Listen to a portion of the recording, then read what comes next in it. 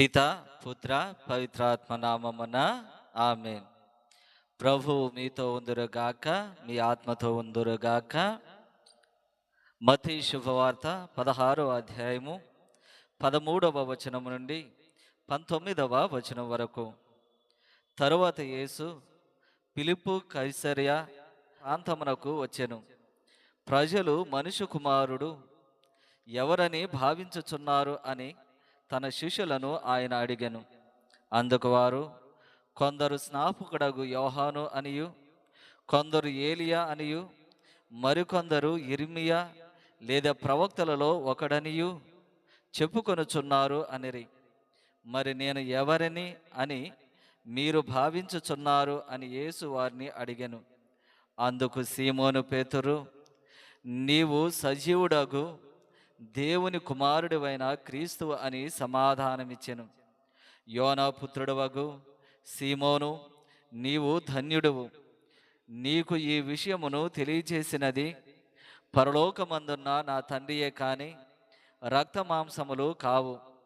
నీవు పేతురవు. ఈ రాతి మీద నా సంఘమును నిర్మించెదను. నరక శక్తులు దీనిని జయింపజాలవు. నేను నీకు పరలోక రాజ్యపు తాళపు సేవలను ఇచ్చెదను. భూలోకమందు నీవు దేనిని బంధింతువో అది పరలోకమందును బంధింపబడును. భూలోకమందు నీవు దేనిని విప్పుదవో అది పరలోకమందును విప్పబడును. ఇది క్రీస్తుని సువిశేషము. క్రీస్తువా మీకు స్తుతి కలుగునుగాక. క్రీస్తునాథుని యందు ప్రియమైన సహోదరి సహోదరులారా, ఈరోజు మనము పునీత పేతురు పౌలు గారి యొక్క మహోత్సవాన్ని మనము కొనియాడుతున్నాము. ఈ సందర్భమున వారి ఇరువురి గురించి కొన్ని మాటలను మనము ధ్యానము చేద్దాము. పేతురు గారు క్రీస్తు ప్రభు ద్వారా స్వయముగా పిలువబడినటువంటి వ్యక్తి. మరి పౌలు గారు క్రీస్తు ప్రభు యొక్క దర్శనము చేత పిలువబడినటువంటి వ్యక్తి. పేతురు గారు ఇదిగో యూదులకు దేవుని యొక్క సువార్తను ప్రకటించడానికి నియమించబడినటువంటి వ్యక్తి. పౌలు గారు ఇదిగో అన్యులకు దేవుని యొక్క సువార్తను ప్రకటించడానికి నియమింపబడినటువంటి వ్యక్తి. పేతురు గారికి దేవుడు పరలోకపు తాళపు సేవలను ఆయనకి ఇస్తూ ఉన్నాడు. పునీత పౌలు గారు నూతన నిబంధనలో 14 ఆధ్యాత్మిక లేఖలను ఆయన రాస్తూ ఉన్నాడు. కాబట్టి ఈ విధముగా ఇరువురు కూడా క్రీస్తుని యొక్క సేవలో ఇదిగో అలుపెరగనటువంటి వారుగా వారి యొక్క సేవలను అందించారు.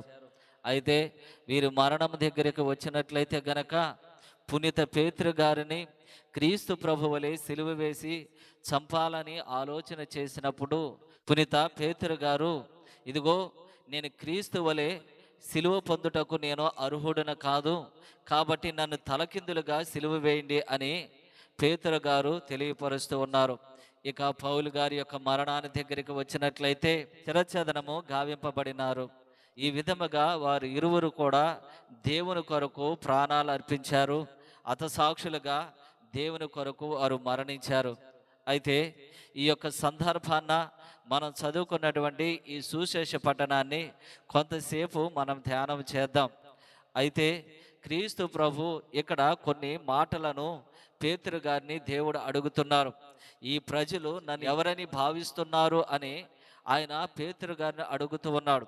అప్పుడు పేతురు గారు కొందరు ఏలియా అని, మరికొందరు ఇర్మియా అని, మరికొందరు ప్రవక్తల్లో ఒకరని భావిస్తున్నారు అని ఆయన తెలియపరుస్తున్నారు.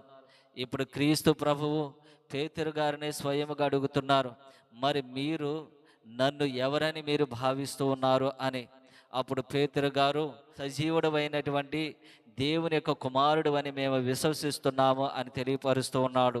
ఈ మాటలను బట్టి కొంతసేపు మనము ధ్యానం చేద్దాము. ఇక్కడ పేతురు గారు ఇచ్చినటువంటి సమాధానాన్ని బట్టి ఇక్కడ ఒక విషయాన్ని మనకి తెలియపరుస్తూ ఉన్నారు. ఏంటిది అది అంటే, మనము ఇతరుల విశ్వాసం మీద ఆధారపడి ఉండకూడదు అని.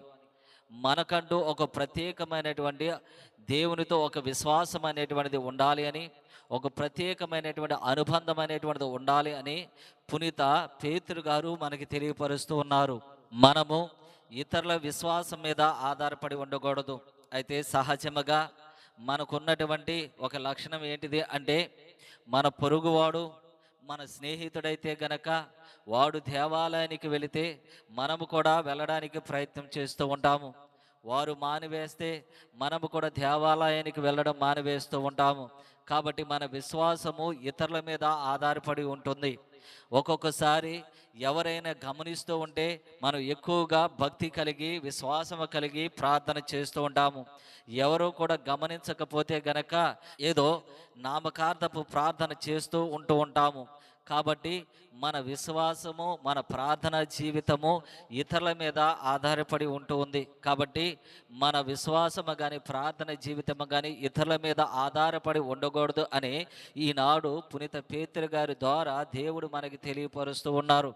ఎవరు చూసినా కానీ ఎవరు వెళ్ళినా కానీ మనము దేవునితో ఒక ప్రత్యేకమైనటువంటి అనుబంధాన్ని కలిగి ఉండాలని మనకి తెలియపరుస్తూ ఉన్నారు. కాబట్టి ఆ అనుబంధం అనేటువంటిది వ్యక్తిగతముగా ఉండాలి.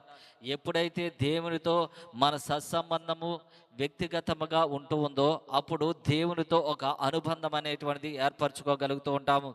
ఎప్పుడైతే పేతురు గారు అదిగా ఆయనకున్నటువంటి అనుభవాన్ని బట్టి ఆయనకున్నటువంటి ఆ వ్యక్తిగత సంబంధాన్ని బట్టి ఆయన ఒక మాట చెప్తున్నాడు, నువ్వు సజీవుడు అయినటువంటి దేవుని యొక్క కుమారుడు అని. అప్పుడు దేవుడు ఆయన ఆశీర్వదిస్తూ ఉన్నాడు. నీవు రాయివి, ఈ రాయి మీద నా సంఘాన్ని నేను నిర్మిస్తూ ఉన్నాను, దీనిని నరక శక్తులు జయింపచాలలేవు అని.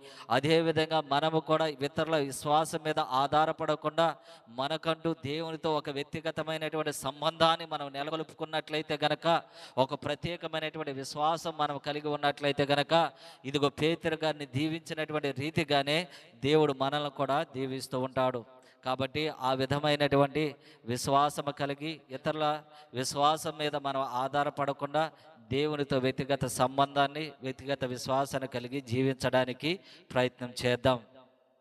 పిత పుత్ర పవిత్రాత్మ నామమున ఆమె. ఈ యొక్క యూట్యూబ్ ఛానల్ ద్వారా ఎవరైతే దేవుని యొక్క వాక్యాన్ని ఆలకిస్తూ ఉన్నారో దేవుడు వారందరినీ వారి కుటుంబాలని దీవించును గాక.